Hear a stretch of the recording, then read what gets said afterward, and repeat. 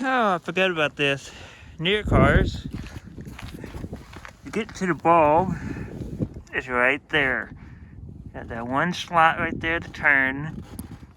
And this should be able to take and just pivot. I don't think you have to turn that off. I hope not.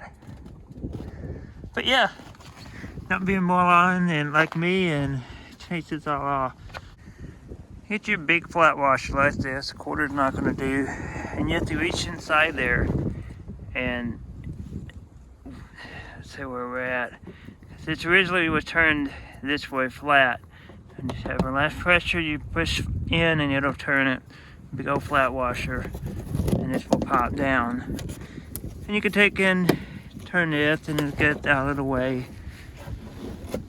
So now your bulbs is in that area. I'm going to take it out. And it unscrews as well. So that was a quick turn and it made a pop noise.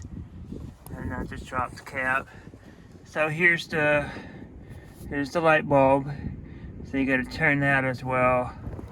And basically, when you get your hand in there, you're going to turn it just like that, and it'll make a clicking noise. Just one little pop. Let's see if I can make that happen again. You'll hear it. Just like that. And then you'll be able to pull your bulb out. And there's your bad bulb. Now you'll be able to just take and pull that bulb out. And what I really mean is this clip here, you're gonna press it with 2 hands and this will come out of the socket for the bulb. This whole, the black piece here and the bulb itself is the actual housing. You just wanna get to that, take the gray off, just like that. Now I had to take and get underneath this clip here to pull it up just a hair in order to get the bulb out.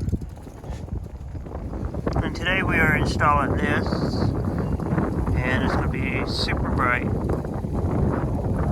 Just be careful not to touch the glass. Have fun and good luck.